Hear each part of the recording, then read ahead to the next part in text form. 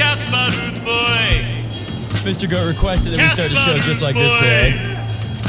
He likes the Pokemon. He Enjoy likes Mr. the Pikachu. 55, all He likes to play the 55 tennis shots. for I mean, me and you, who would've yeah. thought this could Casper be Ruud happening? boy. You thought so, Mr. Goat? Casper Ruud boy.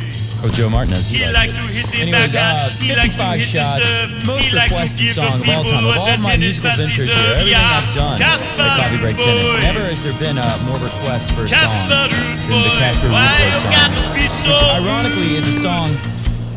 By the way, take a look at that forehand. I mean, I'm gonna play a clip later today. It'll show you Casper Ruud boy. Karen Got the rude awakening from Roger Federer. Casper Ruud talking boy. about what makes Casper Ruud special. Casper And, Ruud boy. the obvious thing is the forehand. You He see it. doesn't like the This slice. rally, the He backhand eats is it better. very Another nice. thing Karen Big strong boy. Khachanov pointed He out. eats his pizza The rice, backhand is yeah. better. But when I made that Casper song, it was Ruud kind of making boy. fun of Casper, saying he wasn't up to the Casper task Ruud to take on boy. Federer.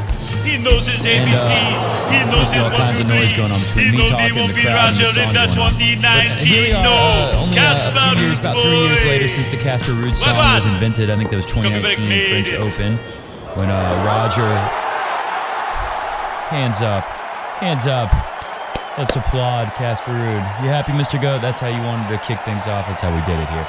Anyways, this song was kind of making fun of Casper Ruud, saying he didn't have what it takes to compete with a Roger Federer, but optimistic for his future. Who would have thought his future would lead us here with this guy? Take a listen to, let's look at this comment first. It is Bierhall Samstag today, after all.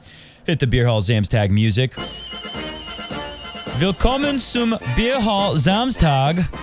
Und hallo. Forgot the hello part. ML Tennis 1 said, win or lose this match or the tournament, talking about Alcaraz playing Tifo. Great match, obviously.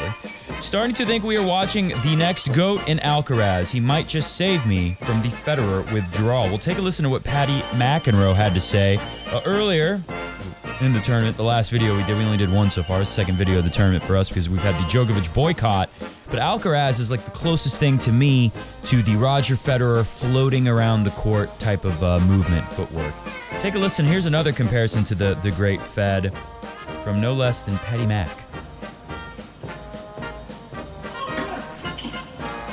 That's the shot. It reminds us of the Fed, but why? Let's listen to Patty Mac expound on it. There was Roger Federer for so many years that handled this ball better than anyone I've ever seen. And now Alcaraz is starting to do it in a similar fashion. The mid-court ball to the forehand, takes it early off the bounce, up the line, winner, consistently. I think the thing that his game, if you want to choose between the two, is actually closer to Federer's style than his countryman Nadal. He's not a baseline grinder at all. It's more like Federer.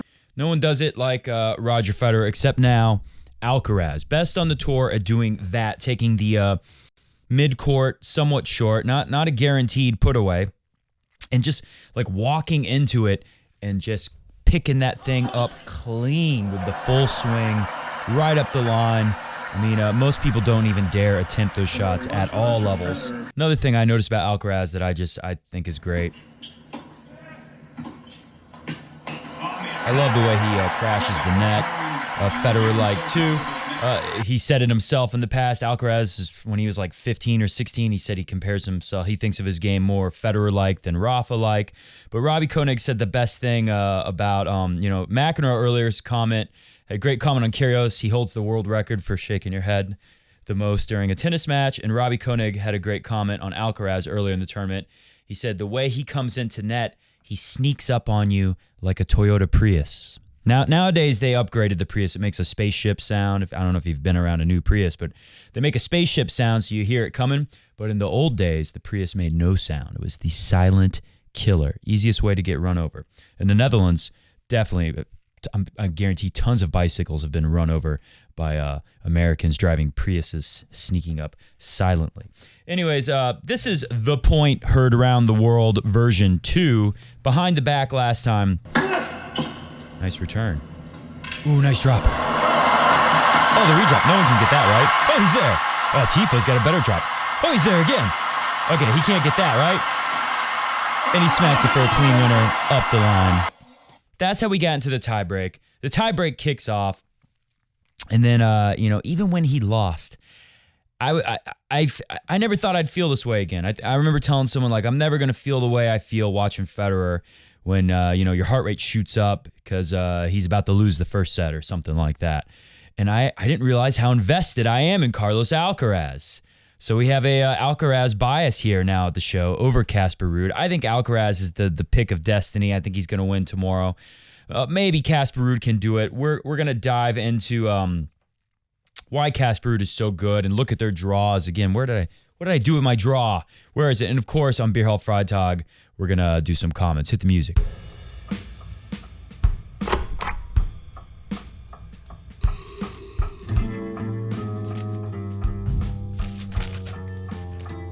Welcome to Coffee Break Tennis. I'm your host, Matt Bradshaw, tennis lover, expert, and aficionado. Always happy to be here. I guess we don't have to play the Bierhall Samstag music again because we already did it in the beginning of the show, which is different. That breaks up tradition. Put the draw on the screen. Let's take a look. How did these guys get here? I think there's a solid case to be made that Casper Ruud had an easier path than young Carlos. In fact, I saw an interesting statistic. It's only happened one time where someone had to win 3 5-setters in a row to get to the U.S. Open final. One time in the Open era before Carlos Alcaraz has now done it. And I think it was Andre Agassi, 2005, losing in 4 in the final to Roger Federer. What did James Blake would have been a 5-setter that year. Oh, what's his name? Robbie Ginepri maybe was also that year, 5-setter for Agassi. Who else did Agassi have to beat in 5 sets? Can't remember. Anyways, let's take a look. Let's look at Ruud. Kyle Edmund, nowhere near what he was capable of before right now.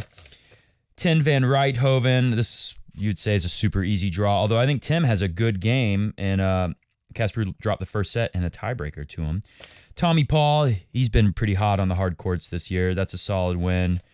Really, I mean, shows how long Casper Ruud can run with these guys because Tommy Paul is pretty physically tough. Goes 5 sets, 6-0s him in the final. Mute, kind of tricky, dropped a set to him. Berrettini, I was talking to a friend of mine and making this case to me, saying Casper Ruud is going to get smacked. He hasn't played anyone that's capable of what Alcaraz is capable of. Biggest name is Berrettini, and he said Berrettini's got no backhand. Compared to Casper Ruud, I guess the Casper Ruud backhand is better than Berrettini. Berrettini has no backhand compared to like other top 10 players, I guess you could say. Although I think Berrettini slices pretty good. But the biggest thing in that match is Berrettini had no forehand. His biggest weapon other than the serve, obviously, completely let him down. So that was kind of an easy match. Casper Ruud came through that in 3. I thought Khachanov played pretty well, and that was a fairly tough match, but nothing like what Carlitos has come through. Young Charlie, he likes to go by Charlie and Carlitos, Alcaraz, Carlos. He says Carlos is a name. He thinks that when he hears someone call him Carlos, he thinks of his parents yelling at him. Anyways, Jannik Sinner, the only guy really had a shot at taking Djokovic out at Wimbledon this year. I don't care what anyone says. I'm going to say Djokovic is the true number 1. I think he would have beat everyone here except maybe, I don't think Casper Ruud would have beat him.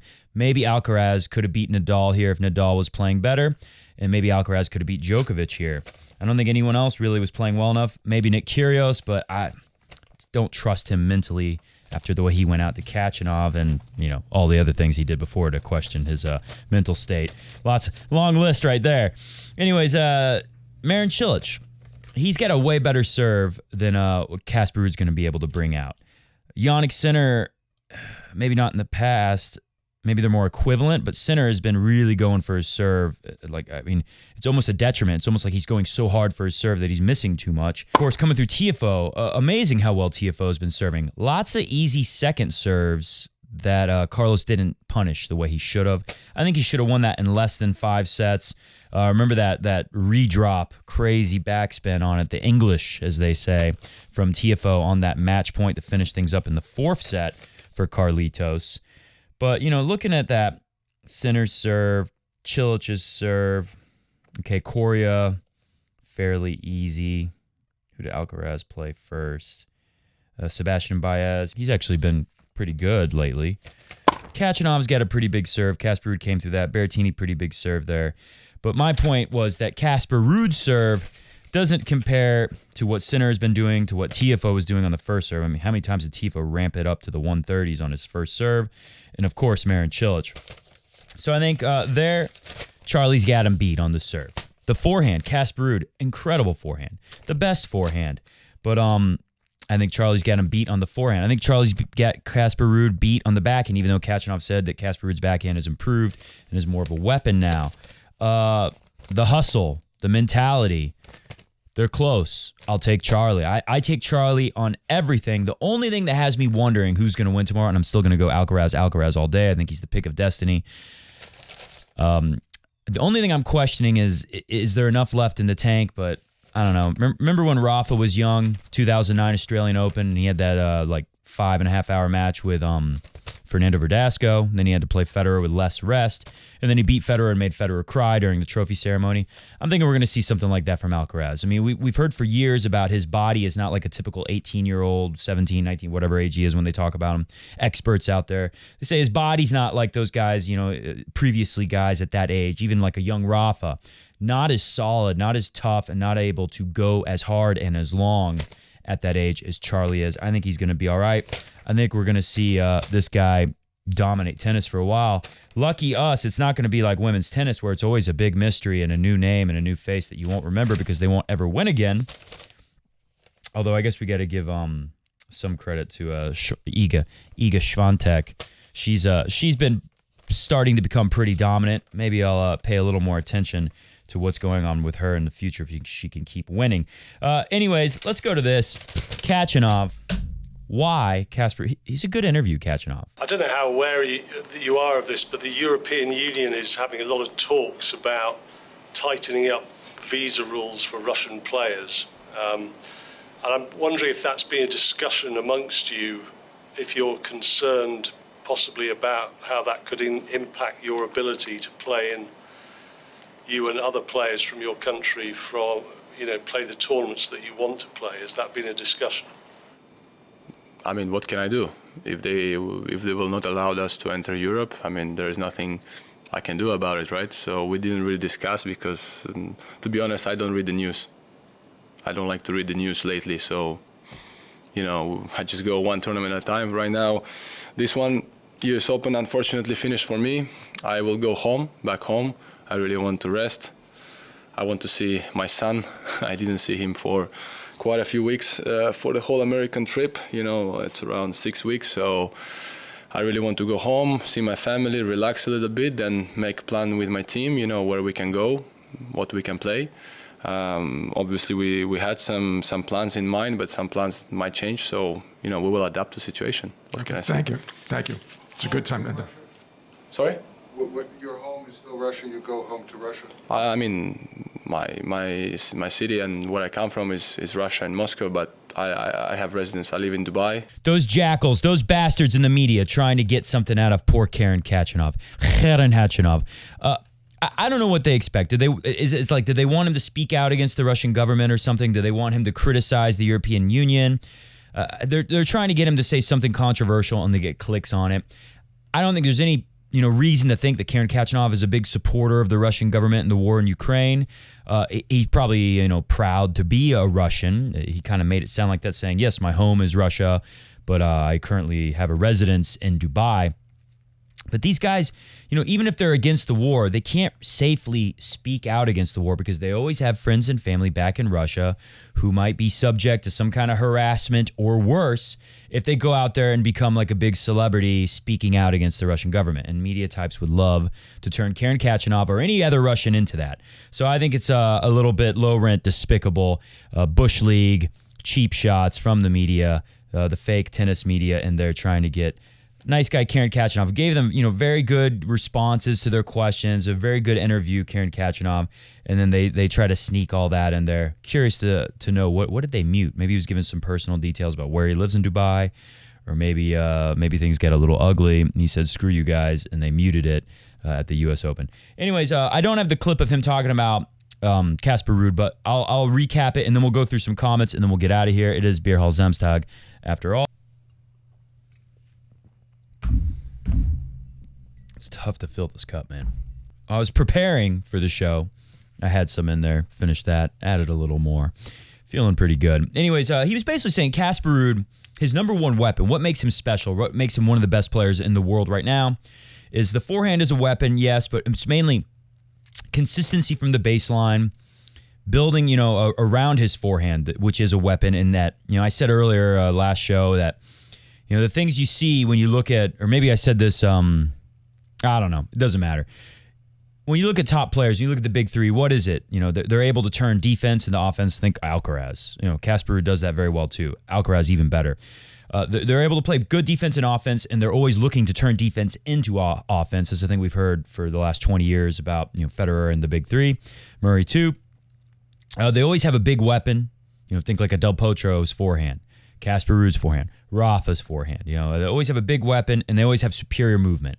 So good defense, that comes from the superior movement, being able to turn good defense into good offense like that, and then having a big weapon. So Karen Kachov was pointing out, like, Casper Ruud can always run around his backhand and hurt you with that forehand. His movement is very good. His general consistency from the baseline is very good, and he's also improved his serve and his backhand.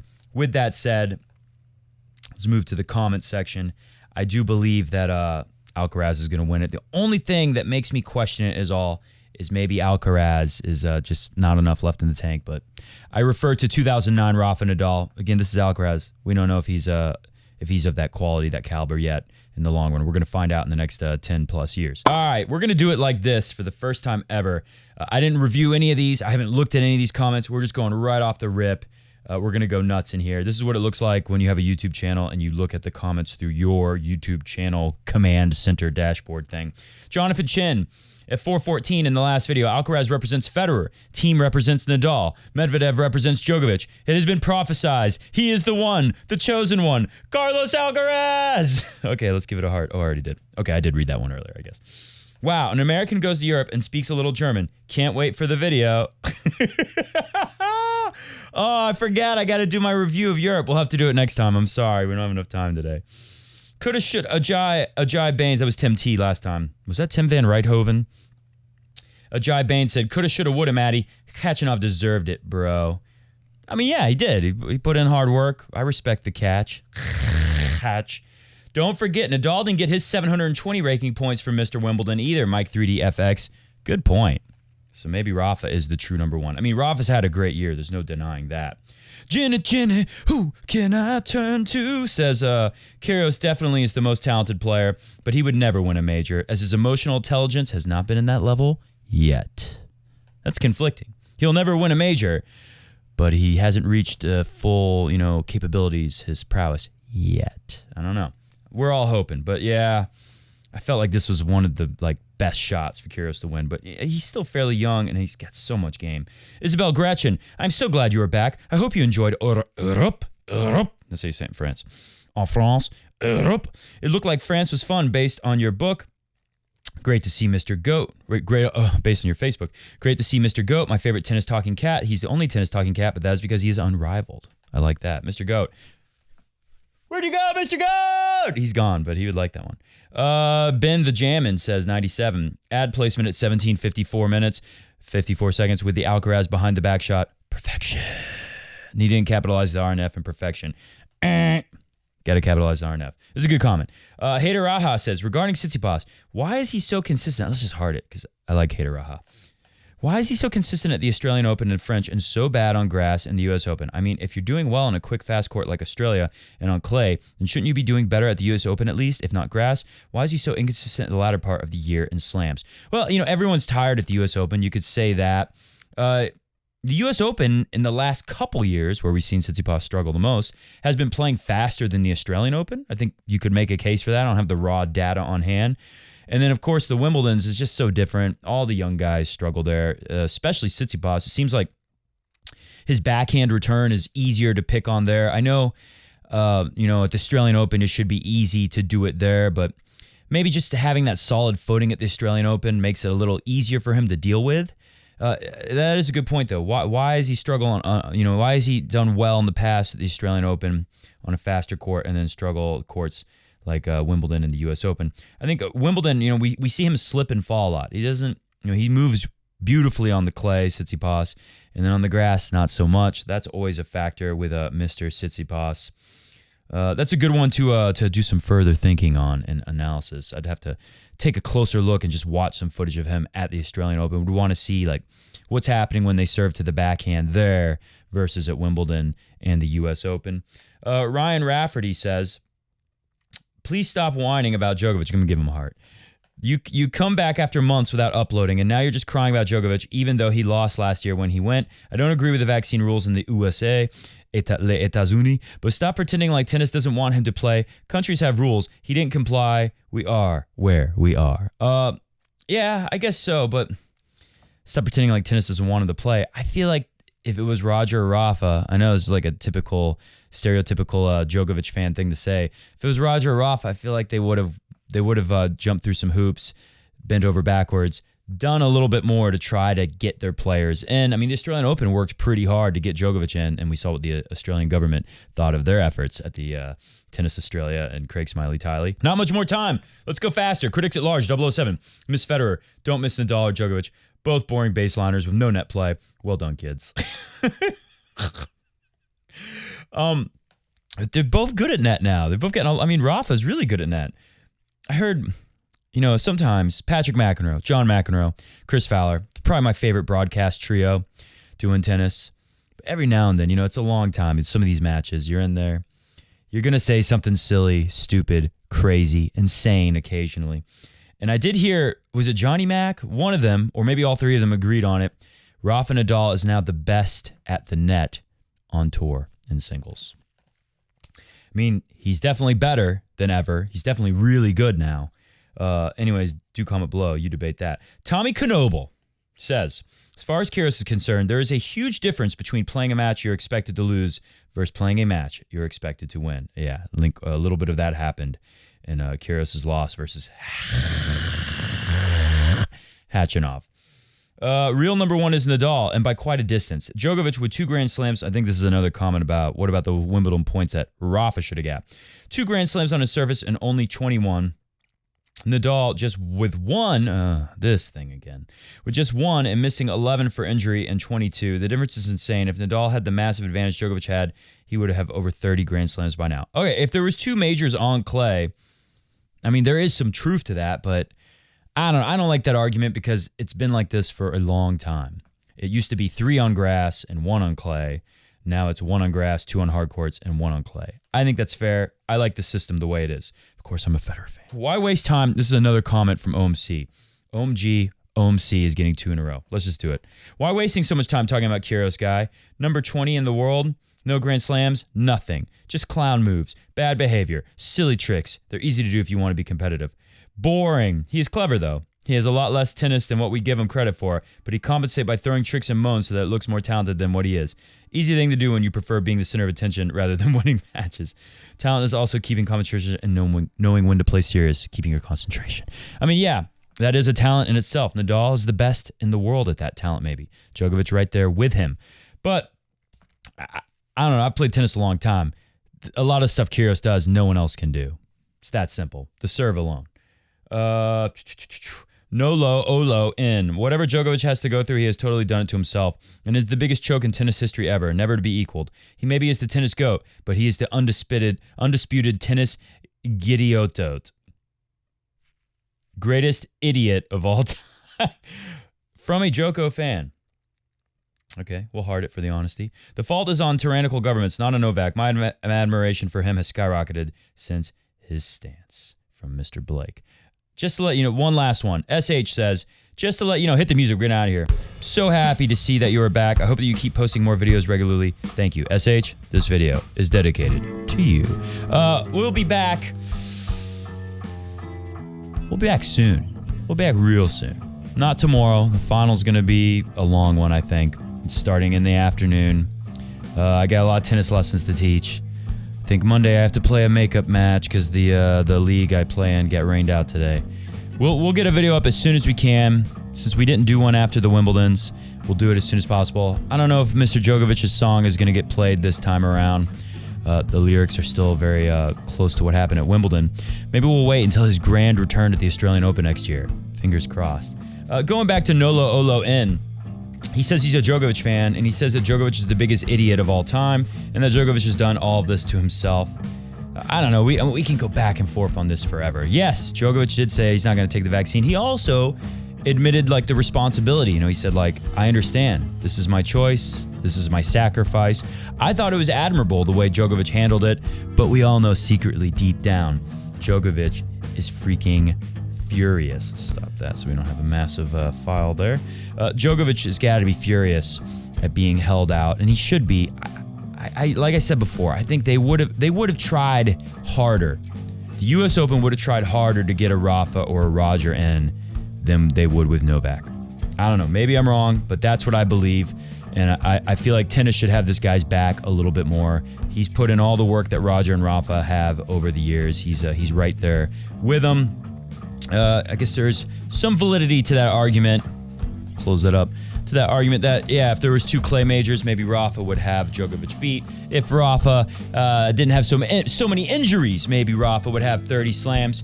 But remember what Rafa said, what was it, last year, year before? He said, that was Monte Carlo. That was Barcelona. But we are not in Barcelona. We are not in Monte Carlo. We are here in Madrid, or maybe in Rome. Can't remember where. The past is the past, and now is the now. And now I am going to win the tennis match. Anyways, we'll be back as soon as possible. Final prediction. Carlos Alcaraz, just too good, too special. I think he's going to be dominating for a long time. I think Jannik Sinner is going to be there too with a chance. Of course, there's a few other people.